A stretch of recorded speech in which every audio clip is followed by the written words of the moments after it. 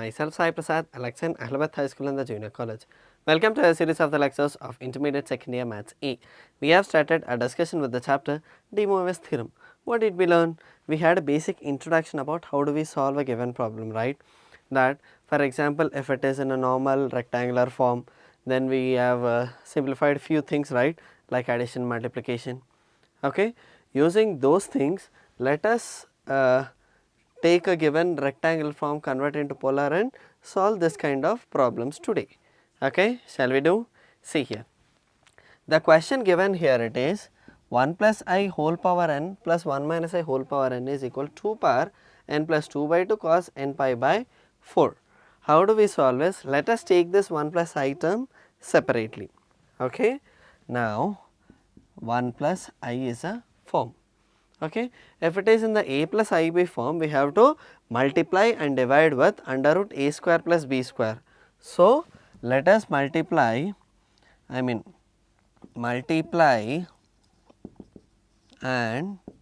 divide with under root 1 square plus 1 square, that is root 2. What do we get? 1 plus I can be written as root 2 into 1 plus I whole divided by root 2. Let us separate the LCM. So, we will get it as root 2 into 1 by root 2 plus I into 1 by root 2. Yes, in order to convert it into the normal polar form, here we have to write in the form of cos and sin. When do we get 1 by root 2 in cos? What if I write? So, I can write it as root 2 into cos 45 plus I sin 45. Yes, this is nothing but 1 plus I. Then what do we need? We need 1 plus I whole power n. Then how do we solve? Let us apply power on both sides. 1 plus I whole power n is equal to root 2 cos pi by 4 plus I sin pi by 4 whole power n. Okay. Now, let us apply power n to everything. That is 1 plus I whole power n is equal to root 2 can be written as 2 power 1 by 2. So, this will be 2 power n by 2. Cos theta plus I sin theta whole power n can be written as what according to our De Moivre's theorem, that is, or else let me write cos pi by 4 plus I sin pi by 4 whole power n. Here also let me write 2 power 1 by 2 whole power n. Okay. So, we can write it as 2 power n by 2 cos n pi by 4 plus I sin n pi by 4. This is 1 plus I whole power n. Clear? Similarly, can I write this term also? Yes. So, similarly, I can write 1 minus I whole power n as 2 power n by 2 cos n pi by 4 minus I sin n pi by 4. Okay. The next step will be we have to add these two terms. Then we get it as 1 plus I whole power n plus 1 minus I whole power n is equal to, let us take 2 power n by 2 common. I get it as cos n pi by 4 plus I sin n pi by 4 plus cos n pi by 4 minus I sin n pi by 4. If you observe, these both will get cancelled, isn't it? Then what do we get? 2 power n by 2 into 2 cos n pi by 4. 2 power n by 2 plus 1, that is 2 power n by 2 plus 1. Bases are equal, power should be added. So, if I take 2 as LCM, I will get it as 2 power n plus 2 by 2 cos n pi by 4. This is the answer. Is it right? Any difficulty in this? Once again, let me tell you, the question is given as 1 plus I whole power n plus 1 minus I whole power n is equal to 2 power n plus 2 by 2 cos n pi by 4. Okay. Here we will take only 1 plus I, that is LHS part.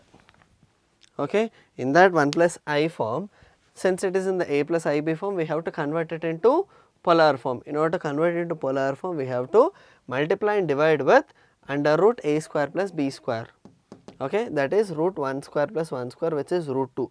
I have multiplied by root 2 for numerator and denominator. Therefore, I will get it as 1 by root 2 plus 1 by root 2 into I. This is cos pi by 4, this is sin pi by 4. Then next step is we have to apply power n. So, this will be 2 power n by 2 cos n pi by 4 plus I sin n pi by 4. Similarly, we will get minus for the I minus I whole power n. I will add those both, these both will get cancelled. I will get it as 2 power n by 2 plus 1, which is nothing but 2 power n plus 2 by 2 cos n pi by 4. Hence, proved. Clear? Shall we move on to the next problem? Let's do. Look at the next question here. He is again asking us to show that 1 plus I whole power 2n plus 1 minus I whole power 2n. Before it was only power n. Now it is power 2n. So how do we solve? Again, let us take only 1 plus I term. Let us simplify first. Okay. So let us take only 1 plus I term. What is that we have to do? Again, divide and multiply by under root 1 square plus 1 square term, that is root 2. Okay. That is, I will get it as 1 plus I can be written as root 2 into 1 plus I divided by root 2. Let us separate the LCM. Then we will get it as root 2 into 1 by root 2 plus I into 1 by root 2. Again, in order to convert into polar form, we need it should be in either cos and sin. So, when do we get 1 by root 2 in cos? We get 1 by root 2 in cos, that is cos pi by 4 plus I sin pi by 4. This is 1 plus I. Clear? And the power here it is power 2n. Then it will be 1 plus I whole power 2n is equal to root 2 cos pi by 4 plus I sin pi by 4 whole power 2n, isn't it? So, let us apply power 2n to both the terms. 1 plus I whole power 2n is equal to 2 power 1 by 2 power 2n into cos pi by 4 plus I sin pi by 4 whole power 2n, isn't it? So, here 2 will get cancelled, I will get it as 2 power n, and here cos 2n pi by 4 I sin 2n pi by 4. Here 2 1s are 2 2s are 2 1s are 2 2s are will get cancelled. I will be left with 1 plus I whole power n is equal to 2 power n cos n pi by 2 plus I sin n pi by 2. Clear? This is 1 plus I whole power n. Similarly, we can write the value of 1 minus I whole power 2n. Similarly, 1 minus I whole power 2n is equal to 2 power n into cos n pi by 2 minus I sin n pi by 2. Let us add those both. Then I will get it as 1 plus I whole power 2n, 1 minus I whole power 2n is equal to, if I take 2 power n common, I will be left with cos n pi by 2 plus I sin n pi by 2 plus this term cos n pi by 2 minus I sin n pi by 2. These both will get cancelled. I will be left with 2 cos n pi by 2, that is 2 power n into 2 cos n pi by 2. This will be 2 power n plus 1 cos n pi by 2. Clear? What is the difference between previous problem and this problem? Just tell me. In the previous problem we had only power n, here we got power 2n. Clear? The only thing again same, divide and multiply with the same term, and then multiply and divide, converting it to, applying the power, adding 2 terms. Yes? Did you understand till here? These are the basic questions of de Moivre's theorem. Shall we move to the next problem? Let's do. Look at the next question here. He is asking to show that 1 plus cos theta plus I sin theta whole power n plus 1 plus cos theta minus I sin theta whole power n is equal to 2 power n plus 1 cos power n theta by 2 cos n theta by 2. So, if we observe, whenever we solve in complex numbers, we always used to have a real part and an imaginary part. That too, we used to have only single term in the real part or an imaginary part. Here we have two parts. So, what shall we do? let us convert it into single real part and the single imaginary part. Okay. So, what can I do is, first I will take it as 1 plus cos theta plus I sin theta term separately. Then what is the formula we know? What is 1 plus cos theta?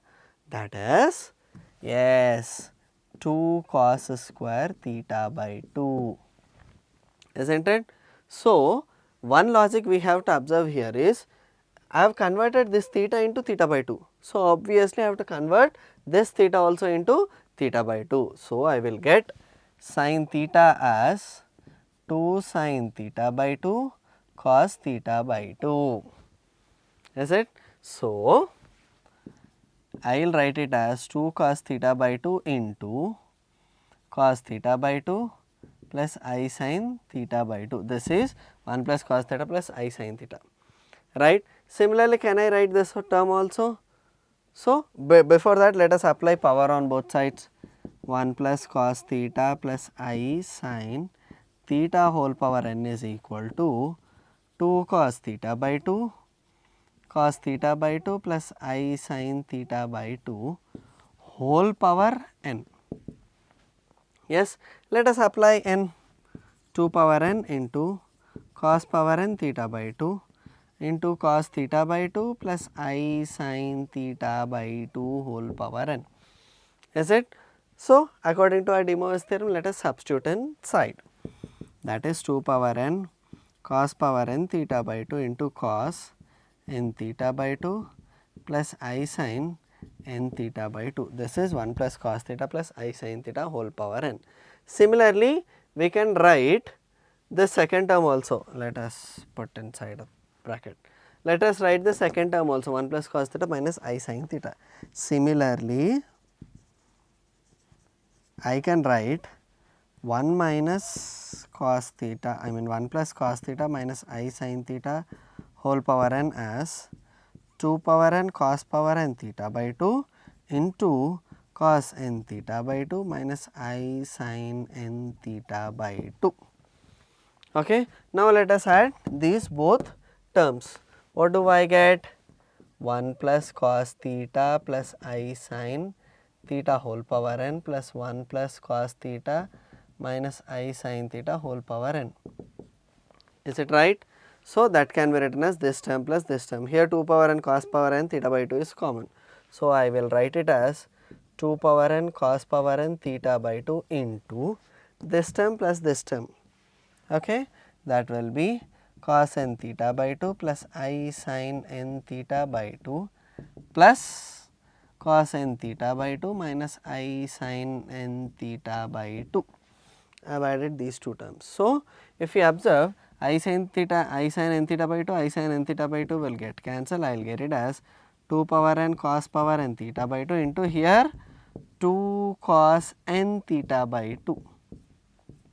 Clear? Here 2 power n into 2. This will be 2 power n plus 1 cos power n theta by 2 into cos n theta by 2. Clear? This is what he asked us to prove. Did you understand? Once again, we will start with the term 1 plus cos theta plus I sin theta.